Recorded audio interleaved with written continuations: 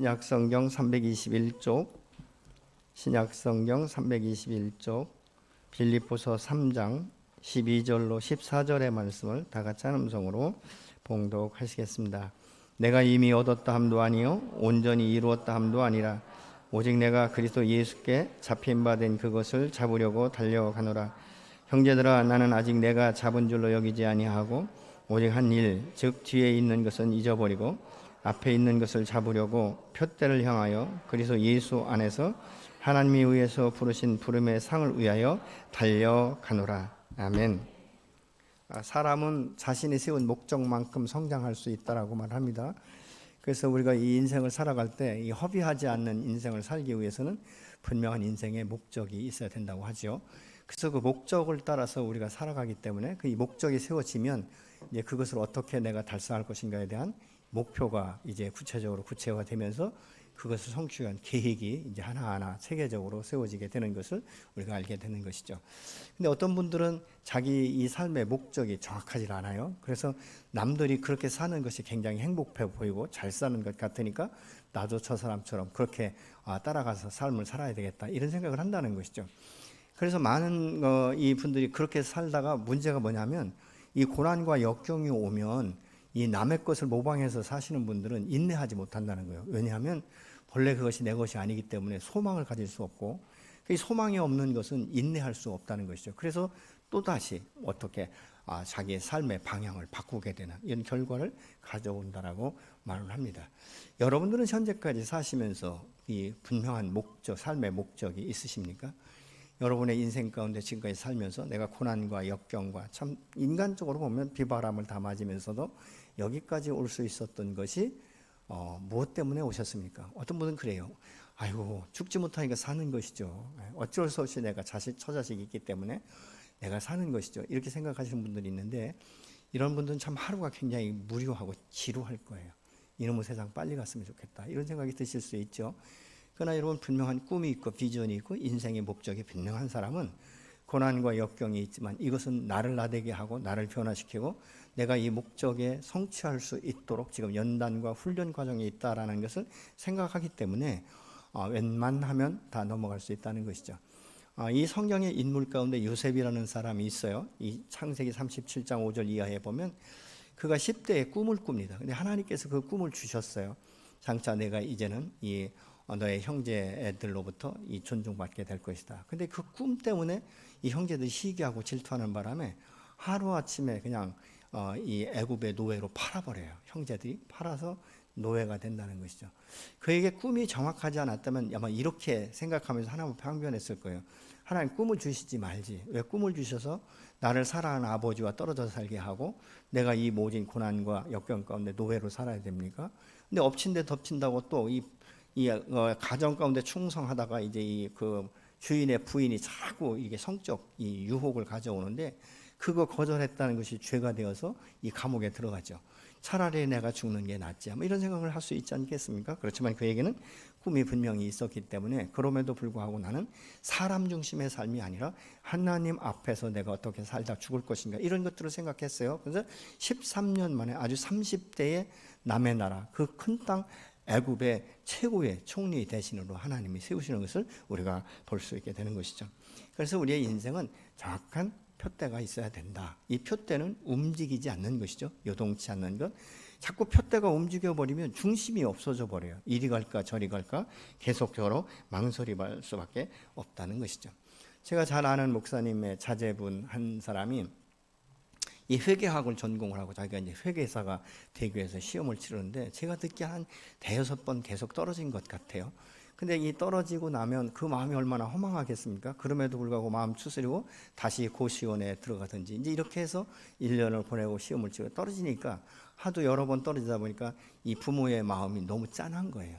너무 자식이 고생하는 것이 너무 안쓰러우니까 이렇게 하루는 이야기했다고 해요. 얘 이제 그만 보고 내가 그 준비한 걸 가지고 한 7급 공무원 정도 시험을 치르는 것이 어떻겠느냐 그랬더니 이 아들이 하는 말이 아버지 내가 지금까지 이렇게 감당할 수 있었던 것은 내 꿈이 있었기 때문에 그 꿈을 나는 여기까지 왔는데 포기할 수가 없습니다. 그리고 나서 한두 번 더 본 것 같아요. 그 어느 날 목사님이 너무 기쁘시니까 저에게 전화를 주셨어요. 우리 아들 합격했다고. 얼마나 그것이 축복하고 싶은지요. 그래서 아이고 너무 잘 됐다고, 정말 축하한다고, 제가 그렇게 이야기한 적이 있습니다. 왜 그렇습니까? 분명한 목적이 있기 때문에, 분명한 소망을 가지고 살았기 때문에 그렇게 수년을 인내할 수 있었지 않겠습니까? 오늘 본문에 나오는 이 사도 바울은요, 예수 믿기 전에는 굉장히 세상적으로 당당한 사람이었어요. 굉장히 높은 위치에 있던 사람이에요. 그래서 학문적으로나 이 도덕적으로나 윤리적으로도 흠이 없는 사람이라고 말하고 있죠. 그때 당시에 많은 사람들이 흠모하는 사람, 야, 저 정도면 정말 잘 됐다, 뭐 나는 저 정도 안 되더라도 저 반만 돼도 좋겠다, 이렇게 흠모의 대상이었는데, 이 사람이 생각하다 보니까 이 하나님의 이 율법을 중심으로 해서 살다 보니까 예수 믿는 사람들이 너무 헐렁한 거예요. 자꾸 자기가 볼 때 눈에 차지 않는 거예요. 그래서 어떻게 하면 저 사람들을 판단하고 어떻게 하면 저 사람들을 잡을 수 있을까, 이 생각을 하면서 이제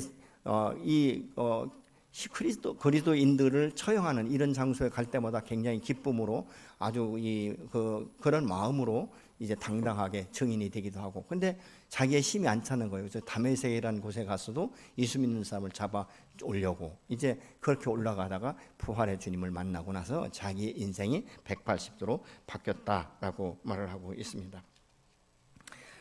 사실 우리가 이 세상 가운데서 볼 때에는 어떻습니까? 이 세상에서는 모두가 다 성공 일변도이지 않습니까? 나는 성공하면 좋겠다, 이런 것이죠.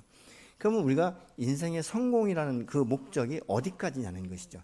뭐 예를 든다면 우리가 삼성의 이건희 회장, 우리가 생각할 수 있죠. 그는 사업적으로 굉장히 사업을 번성케 하신 분이에요. 정말 이 세상적으로 보면 굉장히 대단한 일을 하신 분 아니겠습니까? 그의 재산이 한 26조 정도 된다고 말하고 있죠. 그래서 그것에 이제 이 자녀들에게 분배해야 되는데, 그 증여세가 한 13조 정도 된다고 말하죠. 빌 게이츠의 한 3배 정도가 된다고 말합니다. 엄청난 돈을 벌었잖아요. 그리고 얼마 전에는 자기가 지금까지 모았던 정말 이 세상에서 희귀한 이런 그림이라든가 이 도자기라든가 이런 것들을 기증하지 않았습니까? 그러면 인간적으로 볼 때는 굉장히 참 대단한 사람이죠. 그런데 그 돈으로도 자기의 육신의 질병을 치유할 수 없어서 병원에 수년 동안 입원했다가 인생의 마지막을 보내는, 그가 평소에 말한 대로 이 수위에는 주머니가 없기 때문에 아무리 내가 많은 돈을 번다 할지라도 손으로 쥐고 갈 수 없다라고 말씀하신 대로 빈손으로 돌아가지 않습니까? 얼마 전에 신문이나 뭐 여러분들 다 아시지만 빌 게이츠라는 사람은 결혼해서 27년을 잘 살았어요. 근데 그가 사업을 위해서 하루에 일하는 시간이 16시간 이상이 되었다고 말합니다. 근데 27년 동안 살면서 이 아내나 이 가족하고 관계할 수 있는 시간이 없었던 거예요. 그러니까 이혼 사유가 뭐 자세히 밝혀지진 않았지만 이 가족과의 이 관계가 소홀해져서 이제 이혼할 수밖에 없다. 뭐 사업은 같이 하지만 삶은 따로 이렇게 사는 것이 좋겠다라고 말하고 있죠. 자, 그렇다면 그들의 인생을 바라볼 때 그것이 인생의 성공이라고 말할 수 있겠는가? 우리가 생각해 볼 수 있지 않겠습니까? 그러면 인생의 성공이라는 것이 무엇인가? 이 세상 사람들의 삶의 목적은 다 성공에 있어요. 근데 대부분 그 성공이라는 것이 자기중심적이고 자기의 유익을 위한 것이 그 목적이지 않습니까? 심지어는 예수 믿는 사람들도 자기의 자녀들을 양육할 때 세상에서 성공하는 것이 우선순위인 것처럼, 예를 들어서 주일날 학원에 가야 되고 보강을 해야 되면 여러분 어떻게 하시겠습니까? 여러분 대부분의 사람들이 오늘날 아무런 생각 없이 그냥 학원으로 우선순위로 보내지 않습니까?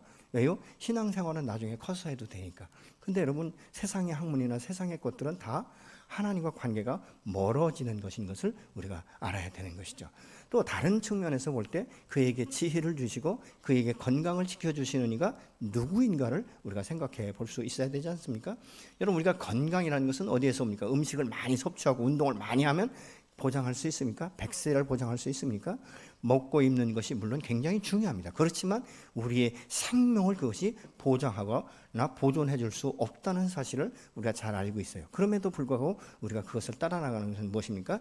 우리 안에 영원한 인생의 목적이 무엇인지를 잃어버렸기 때문에, 또 알지만 지식으로 알기 때문에 그런 것 혹시 아니겠습니까? 지금까지 여러분이 무엇을 위해서 노력하셨고 수고하셨습니까?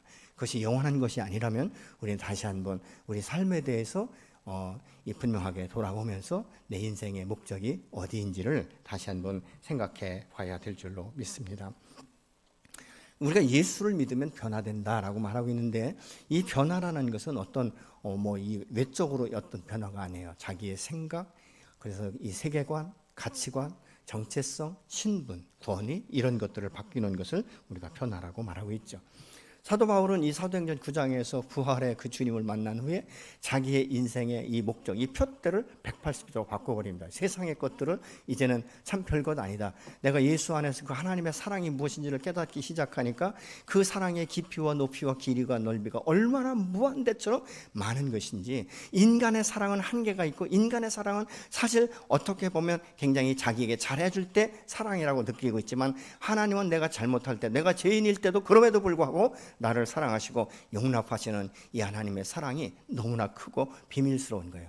학문적으로 내가 세상적인 학문, 이 가말리엘 문화생이라면 그때 당대에는 모든 사람이 흠모하던 그런 것이라는 것이죠. 그럼에도 불구하고 그것은 하나님 안에서 이 말씀, 이 생명의 말씀이 풀어지는 것을 보니까 아무것도 아닌 것 같다, 초등학문과 같다, 그가 그렇게 말을 하고 있습니다. 왜냐하면 그의 삶 가운데 새로운 기준과 새로운 가치관과 새로운 세계관이 열려져 있기 때문에 그가 이 땅의 것에 만족하는 것이 아니라 이제 하늘나라의 시민권자답게 하늘의 상급의 면류관을 바라보면서 나가는 삶이 되어지기 때문에 오늘 본문 12절에 보면 내가 지금까지 다 이뤘다라고 생각하지 않는다. 그래서 나는 뒤의 것을 잊어버리고 오직 앞에 있는 이 부동한 표대를 향하여 오늘도 내가 나가는데, 그것은 영원한 상급을 바라보면서 내가 지금 나가고 있다라고 말하고 있죠.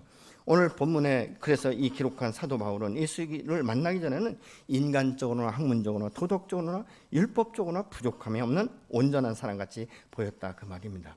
그런데 그가 자신이 보고 경험한 이 바에 의하면 예수 믿는 사람들은 하나님의 영광을 가리는 것 같아서 그렇게 핍박을 했는데, 내가 만나고 보니까 그게 아니라는 거예요. 그들이 왜 그렇게 예수를 섬겼는지 이제 내가 비로소 깨닫기 시작한다. 그러면서 그가 자신을 하나님 앞에 내어드리는, 그래서 이 사람이 정말 과거의 세상 가운데 열심과 이 특심을 이제 하나님 안에서 발견하는데요.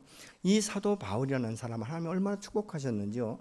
이 영적으로 이 영성도 굉장히 대단하지만 그가 신약 성경 27권 중에서 약 절반 정도가 되는 13권을 그가 이 기록을 하는 것을 우리가 신약 성경을 통해서 알 수 있게 되는 것이죠. 또 이 종교적으로 아니면 영적으로 이 체험도 대단하죠. 그래서 우리가 이 고린도에 보면은 이 사도 바울은 어떤 자기가 잘 아는 사람이 삼층천을 다녀왔다, 바로 천국을 봤다라고 말하고 있죠. 근데 그가 말을 안 해요. 그 무엇입니까? 그만큼 그는 많은 것들을 경험했지만 그가 겸손하기 때문에 더 이상 이야기하지 않죠. 그래서 사도 바울이 여기서 말하는 다 이루었다, 이 말은 헬라어로 테텔레이 오마이라는 말인데, 이것은 완성한다, 완전해진다, 이런 의미로 지금 말하고 있는데, 이건 구원의 완성을 뜻하는 것이죠.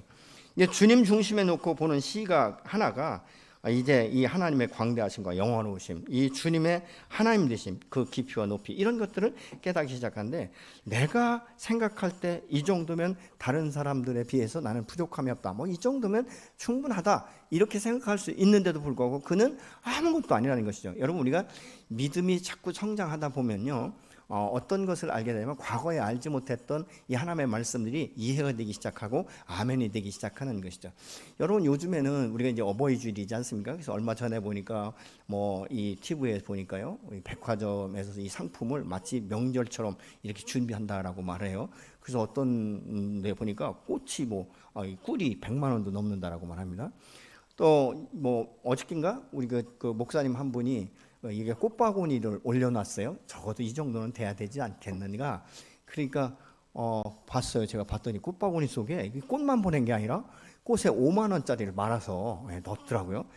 야, 그래서 제가 쉬어봤죠. 이제 관심이 있어요. 이게 몇 개나 되나 했더니 수십만 원인 거예요. 그런데 이 백화점 같은 데 보면 보통 몇백만 원짜리 선물도 있다라고 말하고 있지 않습니까? 그래서 왜 이런 것이 유행인가 봤더니 이 코로나 시대가 되다 보니까 부모님들이 오지 말라고 한다는 거예요. 그러니까 오지 말라고 하니까 정말 가고 싶은 마음이 있지만 오지 말라고 하시니까 이제 선물로 이렇게 대체하는 것 아니겠습니까? 그러니까 부모를 공경하는 마음에서 하겠죠. 근데 그 꽃바구니를 올렸던 목사님이 이렇게 말해요. 당신이 받은 겁니까? 라고 또 어떤 목사님 질문하니까 그게 아니고 나는 이것보다 더 소중한 내 아들의 얼굴을 보았으면 더 좋겠다. 근데 그 아들이 미국 가서 있거든요, 지금. 예, 이렇게 말하더라고요. 그러니까 선물보다도 얼굴을 보는 것, 이것이 자기에게는 더 좋겠다. 이렇게 말하더라고요. 여러분, 사실 부모들이 우리 자신을 키우기 위해서 우리가 알게 모르게 얼마나 많은 수고와 이 고생과 헌신을 하셨는지 여러분 이해가 되십니까? 저는 젊었을 때 별로 이해 못했어요. 그래서 어버이 주일도 제가 어린 학생이었었기 때문에 카네이션 하나 제대로 그때는 달아드리지 못했죠. 근데 지금도 보면 참 그게 참 부러운데, 제가 이제 아이들을 양육하다 보니까 부모의 심정을 이해하는 거예요. 이런 것이 고난이구나. 이런 것이 참 아픔이구나. 이런 것이 슬픔이구나. 내가 마음껏 해줄 수 있을 때 해주지 못하는 것도 부모로서는 고통이구나. 이런 것들을 알게 되는 거예요. 그래서 여러분 참 부모님이 살아계시다는 것 감사하시고요. 또 부모님이 살아계시기 때문에 복음을 전할 수 있는 기회가 주어졌다는 것 감사하시고, 섬길 수 있는 시간이 있는 것 감사하시기 바랍니다. 혹시라도 아직까지 연락 못하신 분들은 오늘 예배 후에라도 가셔서 전화로라도 연락하시고 인사드리고 감사했다라고 표현하시는 여러분이 되시기를 다시 한번 부탁을 드립니다.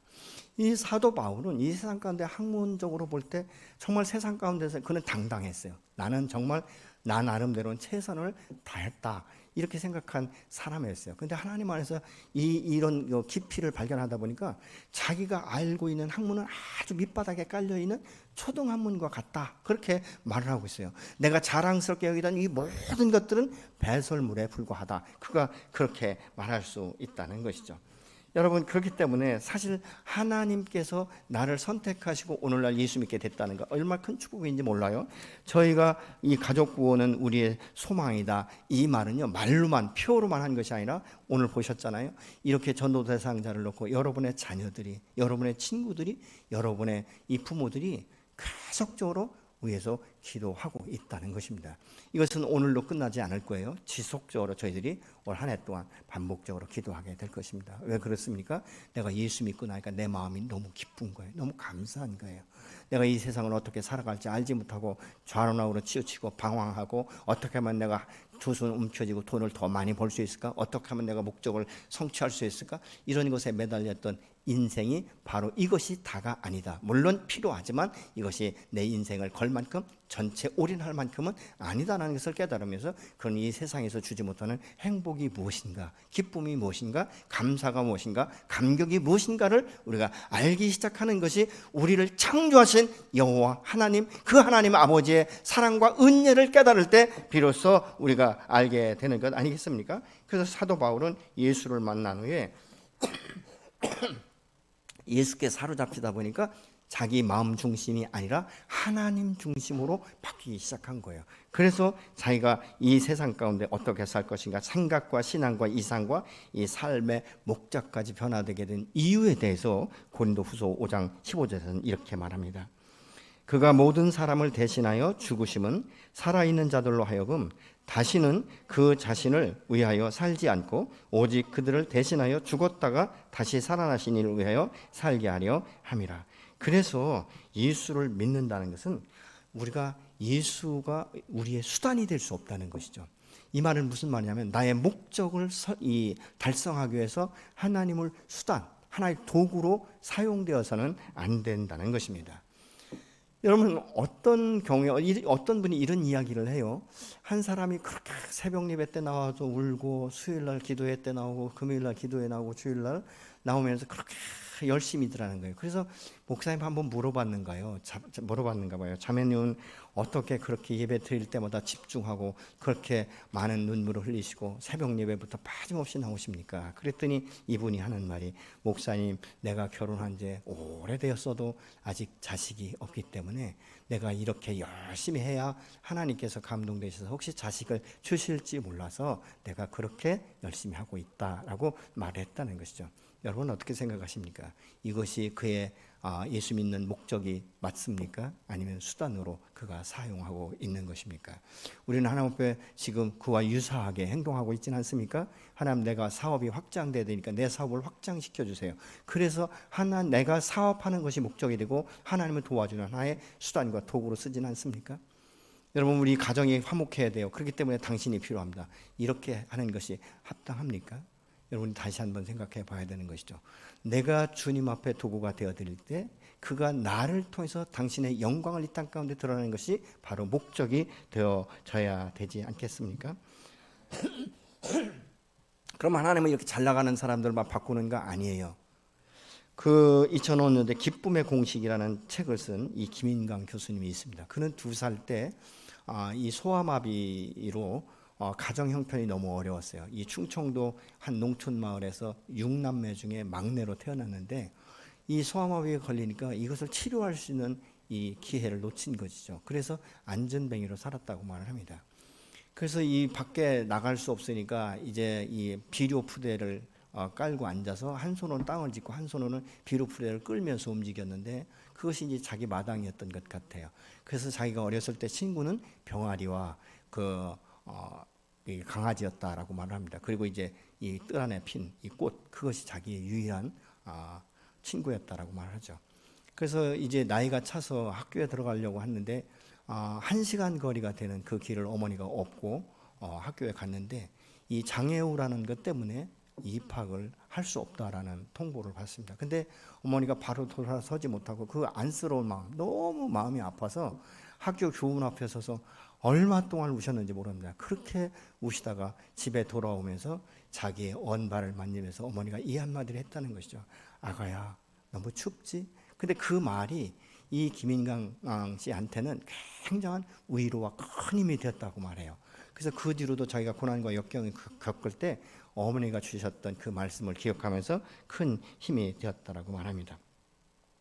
그리고 그가 이제 이 11살 때 집을 떠나서 이 재활원에 가서 이 굳은 다리를 펴가지고 보조대를 이제 차기 시작했고, 그래서 초등학교 6학년 때 비로소 목발을 짚고 일어섰다고 말합니다.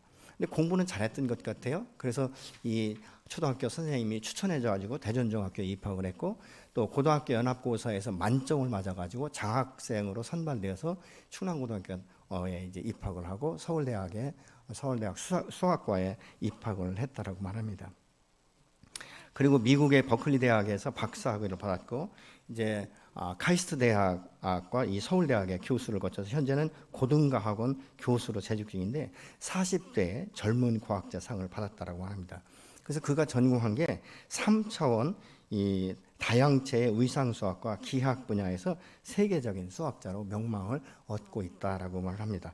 그는 자신이 이렇게 되기까지 수많은 이 냉대와 차별과 이런 그 모멸감 속에서 살았는데요. 그가 이런 말을 해요. 자기를 바라보는 눈이 정말 동정의 눈초리, 또 기이하다고 생각하는 이런 그 눈초리들이 자기를 너무 힘들게 만들었다고 말합니다. 그러면서 그 눈초리, 그 시선을 피하기 위해서 자기 마음가운데 이런 메시지를 줬다는 것이죠. 나하고는 아무 상관이 없어. 그래서 뜨거운 물 속에 들어갔을 때 이 물은 뜨겁지 않아 이렇게 내적으로 그렇게 맹세하는 것처럼 그렇게 계속 주입시켰다고 말해요. 그러다 보니까 마음이 굳어져서 그의 얼굴엔 기쁨이 하나도 없었다라고 말합니다. 그리고 이제 이 대학교 3학년 때 이제 이 목발을 짚고 무거운 책가방을 메고 다니다 보니까 이 갈비뼈가 폐하고 이렇게 부딪혀서 폐가 구멍이 났대요. 그래서 의사 선생님이 당신 지금 수술하지 않으면 죽습니다, 이렇게 이야기했는데 그가 기도원 한쪽 구석에 누워서 그렇게 통곡하면서 기도하면서 그랬대요. 하나님, 나는 이 수치와 모멸감을 감당할 수 없고 내 육체는 이렇게 연약해서 아무도 나를 인정하지 않고 이 세상 가운데 이 모멸감 이런 거 내가 감당할 수 없으니 차라리 지금 데려가셨으면 좋겠습니다. 그런데 갑자기 등 뒤에서 그 찬양이 들렸다라고 말해요. 이 모습 그대로 주 받아 주소서. 근데 그 찬양을 들으면서 자기 마음에 갑자기 감동이 오면서 회개의 눈물을 흘렸는데 그때 십자가의 주님을 바라봤다는 것이죠.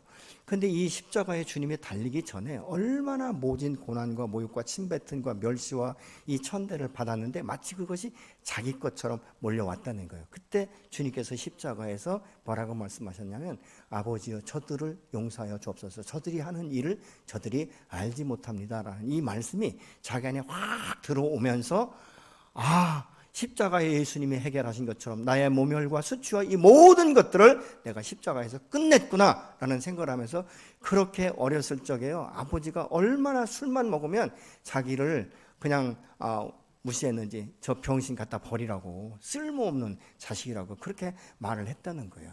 그러니까 그런 말을 들은 아버지를 용서하게 되었고 자기를 병신이라고 그렇게 놀리던 이 자기의 그 친구들 그 자기 주변에 있던 사람들을 용서하기 시작했다고 말합니다. 그러면서 그분이 쓴 책이 바로 기쁨의 공식이라는 책이에요. 근데 그가 그러면서 말을 해요. 남을 돕는다는 건 결코 쉽지 않다. 왜냐하면 남의 입장을 이해할 수 있어야 되기 때문에. 그러면서 그가 이야기하죠.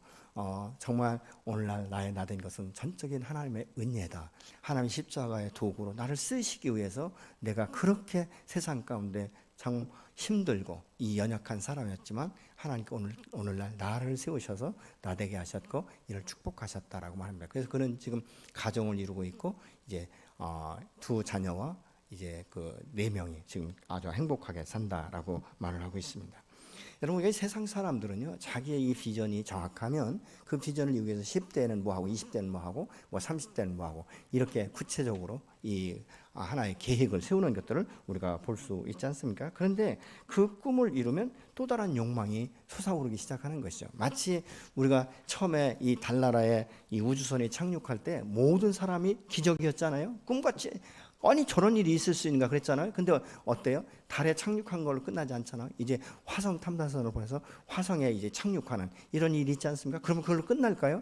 저는 그렇지 않다고 생각해요. 또 다른 어떤 위성을 찾아서 또 쏘아 올리고 이런 일들이 반복적으로 되어질 거예요. 여러분 이 세상의 것은 그렇기 때문에 끝이 없다는 것이죠. 여러분 이 지구는 태양계를 중심으로 해서 돌아요. 그런데 반대로 생각하면 태양이 마치 지구를 중심으로 도는 것처럼 착각해서는 안 된다는 것이죠. 내가 하나님께서 나를 지으시고 창조의 목적대로 내가 쓰임받기를 원해야지 나를 창조하시고 나를 주관하시고 나를 인도하시는 전능하신 여호와를 나의 도구로 쓰려고 생각한다면 우리는 지금 잘못 쓰고 있다는 것입니다.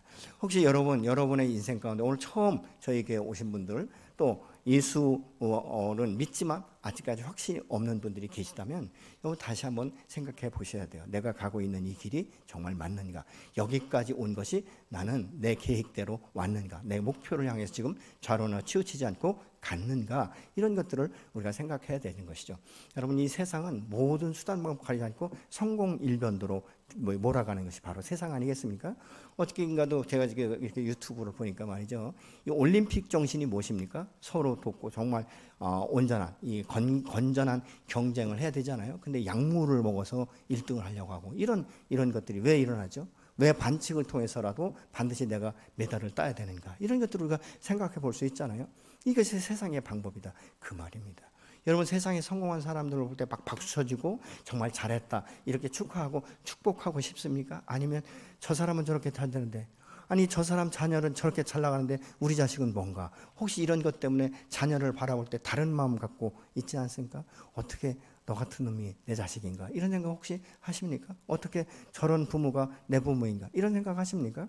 그렇다면 우리는 벌써 내 마음 가운데 하나님 중심에서 이탈됐다는 것을 우리가 기억해야 되는 것이죠. 물론 그분들이 잘했다는 것은 아니에요. 그분들이 하는 것이 맞다는 것은 아닙니다. 그러나 그것을 용납할 수 있다는 것은 무엇입니까?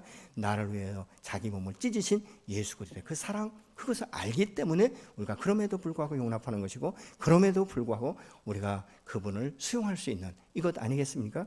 오직 예수 믿는 사람들의 소망이 있다면 하나님 안에서 하나님의 형상이 이루어질 수 있도록 그 사도 바울이 여기서 말하고 있는 이 달려간다 이 말은요 전력 진주한다 이 말이에요. 여러분 100m, 2m, 200m, 400m 이렇게 계주가 아니라 이 단거리 경주를 하는 사람은 어떻습니까? 스타트부터 탁 자기의 자세를 잡고 어떻게 하면 0.001초라도 빨리 출발할 수 있어요. 이 방법 개발하는 것 아니겠습니까? 그리고 달려갈 때는요 관중석에 우리 아버지가 오셨나, 뭐 우리 친구가 왔나, 나를 응원한 사람이 몇 명이나 되나, 이거 바라보지 않지 않습니까? 오직 골인 지점을 바라보고 전력질주하고 끝에 가서 골이 날 때 어떻게 하죠? 다 가슴 내밀잖아요. 조금이라도 내가 먼저 가기 위해서. 이렇게 전력질주하는 것을 지금 바울이 말하고 있는 거예요. 나는 어영부영 그냥 달려간다, 이것이 아니고요, 전력질주한다. 왜? 그리스도 안에서 내가 발견되면 될수록 내가 마음에 너무 기쁘기 때문에, 너무 행복하기 때문에, 진리 안에서 내가 너무 자유해지기 때문에, 그리고 내게 능력 주신 하나님 모든 것을 할 수 있다는 확신이 내게 주어지기 때문에 우리가 그렇게 달려간다라고 말하고 있는 것이죠. 여러분 현재 위치가 어떻습니까? 여러분 김인강 교수는 사실 안전뱅이로 살았다고 말해요. 그러면 소망이 있었을까요? 기쁨이 있었을까요?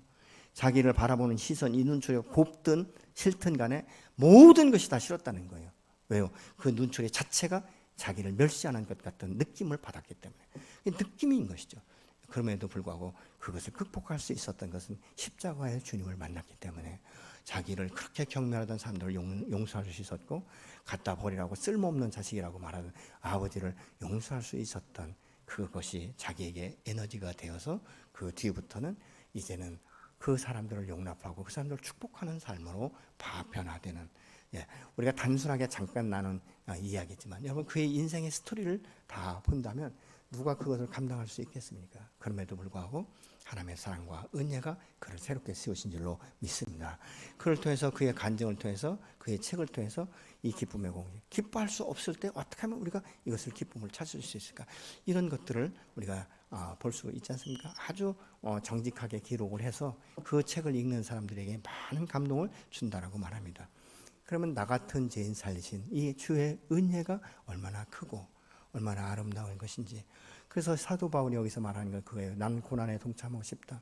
나 같은 죄인 살리기 위해서 고난받으신 그 예수 그리스도의 그 사랑, 그 하늘 높은 보좌를 버리고 이 땅 가운데 오셔서 아낌없이 자기의 몸을 찢기신 그 주님의 고난이 무엇인가? 그것이 바로 사랑인데, 내가 그 사랑을 닮아가기를 지금도 열망하고 있다. 내 몸에 그것이 정말로 느껴지고 경험되어지기를 원한다라고 말하면서 그가 달려가는 거예요. 그래서 내 표 때 뒤에 내가 어떤 경험을 했던지, 어떤 일을 성취했던지 그것이 문제가 아니라, 난 뒤에 것에 얽매이지 않고 과거에 내가 아무리 화려한 것이 있다 할지라도 내가 그것을 자랑스럽게 여기는 것이 아니라 그 그리스도 안에서 새롭게 발견되는 것, 이것이 내가 지금 가치를 추구하고 있는 것이다라고 말하고 있는 것이죠.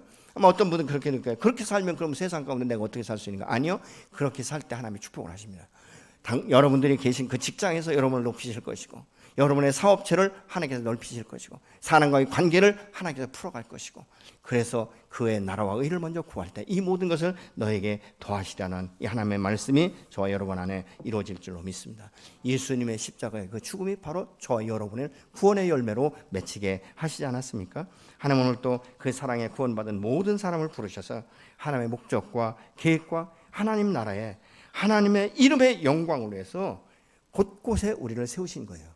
마치 퍼즐을 맞추듯이 곳곳에 저와 여러분의 재능과 은사와 또 여러 가지 이런 것들을 종합해서 내가 있어야 될 곳에 지금 세우신 줄로 믿으시기 바랍니다. 그것 가운데 충성할 때 이제 그곳에서 차고 넘치면 다른 것으로 또 다른 것으로 여러분을 높이시고 옮겨 놓으시는 이 하나님의 축복이 여러분과 여러분 가정 가운데 임하시기를 예수로 축복합니다.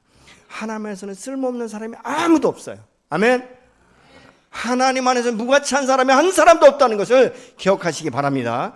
하나님께서 무가치하게 여었던 나의 생각을 바꾸셔서 내가 얼마나 가치 있고 얼마나 존귀한 자인가를 깨닫게 하시고, 세상 가운데 어깨에 늘어뜨리고 사는 것이 아니라 세상에 당당하게 어깨를 펴고 이 세상 사람과 견주어서 승리할 수 있도록 하시니까 바로 사신 하나님 여호와이신 줄로 믿으시기 바랍니다. 하나님은 오늘 또 여러분을 부르시고 새롭게 하시고 새로운 삶, 새로운 인생을 계획할 수 있도록 지혜를 주시고 명철을 더해 주실 줄로 믿습니다.